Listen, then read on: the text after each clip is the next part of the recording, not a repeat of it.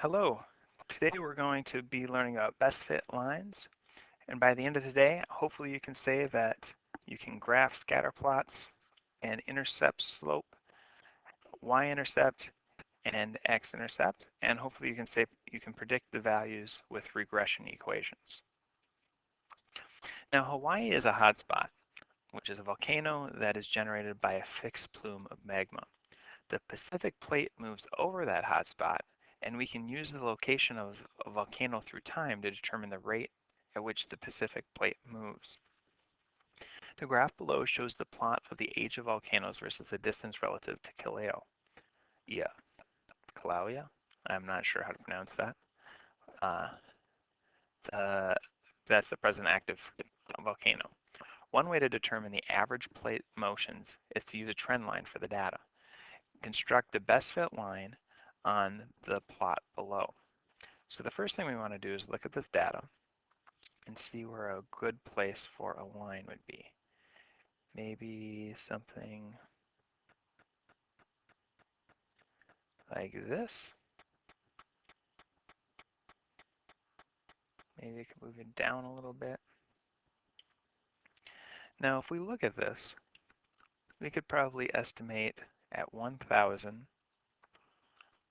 that would be about, say, 12, and this is millions of years, so this point right here, it would be 1,000, comma, 12 million. Now let's find another point. Let's say at 2,000, that would be the x value. Looks like it's about 26 million.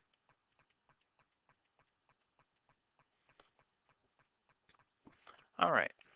Now from those 2 points, we want to, oh, I should have looked at this first. Draw a linear regression. We did. Now we want to locate 2 points on the line and use them to write the equation of the line. Put that in slope-intercept form. I'm just going to do that on the previous page, just because it's nice to have the graph right there. So if I have slope-intercept form, that's y equals mx plus b, the first thing we need to do is find our slope. Slope is y2 minus y1 over x2 minus x1. So I could do x1, y1, x2, y2. So that would be 26 million minus 12 million all over 2,000 minus 1,000. Now if we do this, this would be 24 million. Nope, not 24. My subtraction needs some work. That would be 14 million divided by 2,000 minus 1,000, which is just 1,000. And when you divide that out, those zeros will cancel, so it'd be 14,000. So we have a slope of 14,000. Now we'd like to find this y-intercept. Well, we can use any of these points for x and y and 14,000 for m to find our b. So let's do the smallest numbers. 12 million is equal to our slope, which is 14,000, times our x, which is 1,000, and then plus b. So if I multiply these together, I'll get 14 million, and then I'll just have to subtract it from both sides. 12 million minus 14 million is negative 2 million. So to write our entire equation out, we have y is equal to our m, which is 14,000, times x minus 2 million. All right, that's our regression equation, where x is the distance from our active volcano, and our y is the age in millions of years. Now, what is the slope? The slope we decided was 14,000. What is the real world meaning? So if we look back at the graph, let's think about what this means. 14,000. So if 14,000 means I go up 14,000 in the y as I go over 1 in the x. So to go 1 kilometer to the right, I will increase the age by 14,000. So it takes 14,000 years, which is a lot of time, to move 1 kilometer.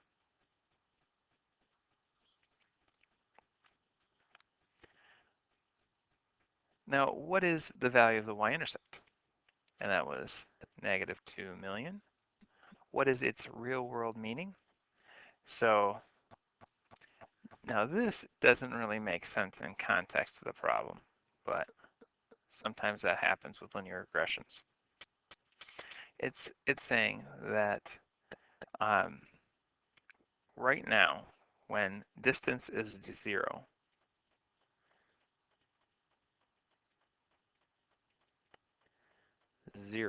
so when the Pacific plate hasn't moved, um, the time was negative 2 million years. So in this context, we would hope for the distance to be 0 and the time to be 0 because they're starting at where it's at right now, and that should be 0 distance from where it's at right now. But sometimes when they make a linear regression, it doesn't always come out nice. Now, what is the x-intercept? Now, to do the x-intercept, we have to look at our equation.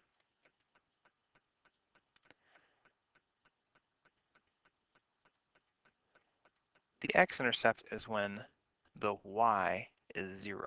So if I put a 0 in for y,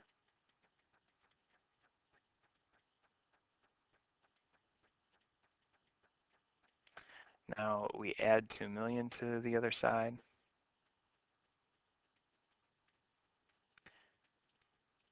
And we divide by 14,000. So 2 million divided by 14,000 would get us 142. So x would be 142.85. Now what is that real world meaning? So if we look at this, the x-intercept is the distance. So at 142 kilometers is the starting time. That's what it would be because time equals 0. So I'll move this off to the side so I can write a little bit. When time equals 0, the distance is 142.85. This next one says, use your linear regression to estimate the age of a volcano that is 2,300 kilometers from Kilauea. So if I put 2,300 kilometers in here, we should find out the age, or an approximate age.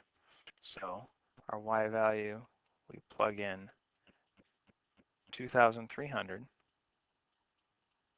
into the equation. So 14,000 times 2,300. Now we subtract 2 million from that. And we get a y value of 302,000,000. So 30,200,000. Let's see if that makes sense. So we go 23 million Does that look like it's about 30? Yeah, looks like somewhere around 30 million.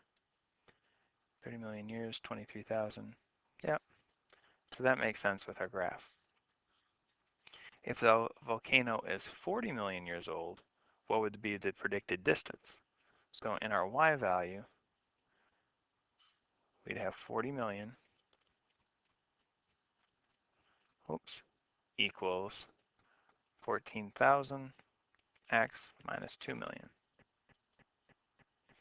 Now you can add 2 million to both sides, so we would have 42 million equals 14,000 x. So now we take 42 million divided by 14,000, and that equals 3,000.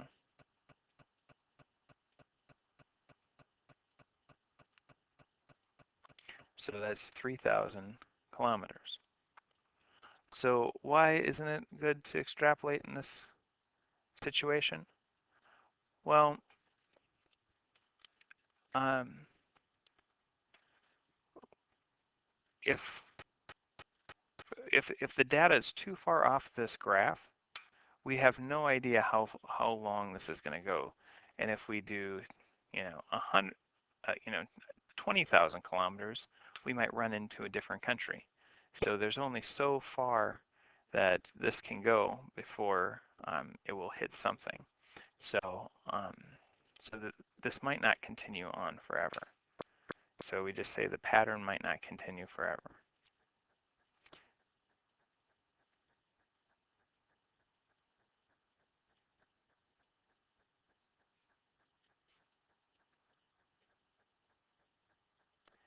All right.